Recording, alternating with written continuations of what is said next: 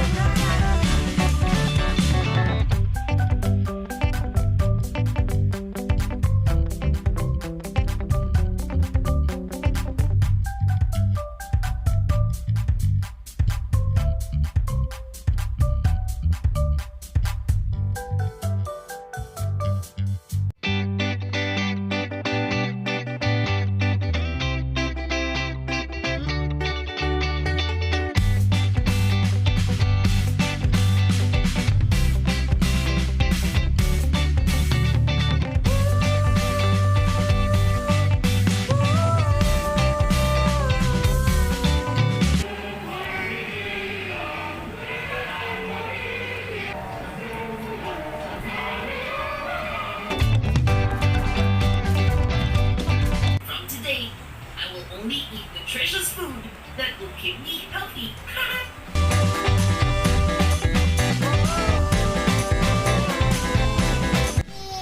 I'm Claire Louise. I'm Marcelo. I'm YS2. Breakfast. I am my seaweed and egg and rice and banana and hot dog and water. Salamat po.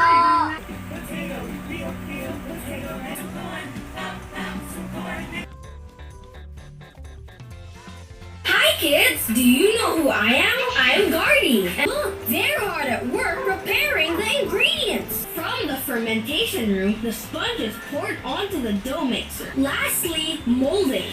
These dough pieces are flattened, rolled into a cylindrical shape. The oven's programmable computer ensures that heat is well distributed. Look at those tumbling breads! Each loaf passes through the tumbling station and traceability number, price, and expiry date. This is the G-lock. Its color tells you the day when your bread was baked. It's our way of ensuring that you only get the freshest bread every day. He loves! Our wheat bread line is perfect for the health conscious, and our flavored breads is a favorite of those who want something different and adventurous. For those craving for the classic Pinoy favorite, Gardenia offers a pandesal line. And of course, the all-time favorite of kids are flavored buns and snacks. The best part is, all these yummy breads are all healthy for you. KaFam, we will make Gardenia Polvoron.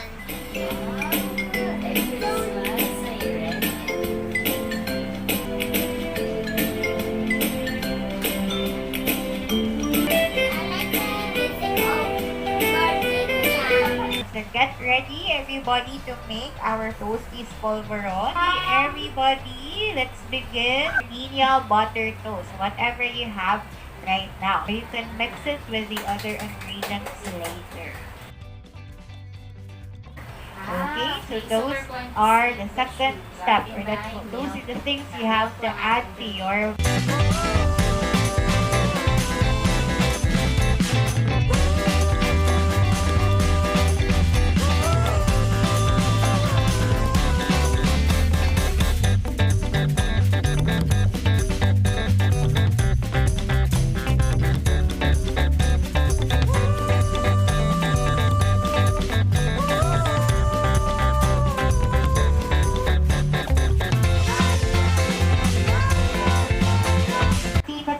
the one that you have. Just an additional step if you want to. Then you can just add fresh.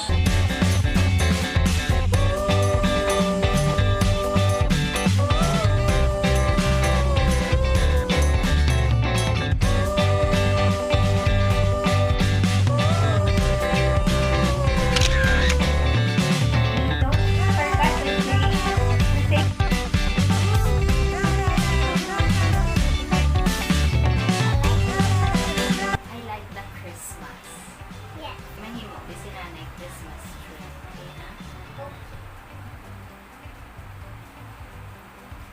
Sorry, that's okay.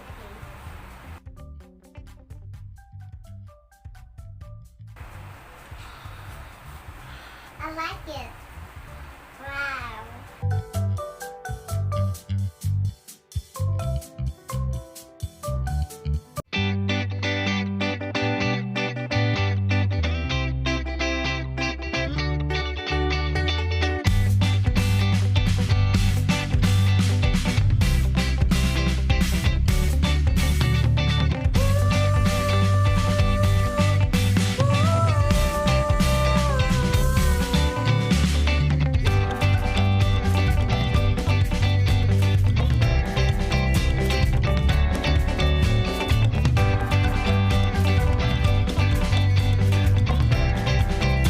Our popcorn.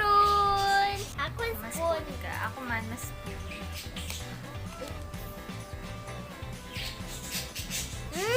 Yum. Yummy. Butter toasted polvoron. Mmm. Gosh.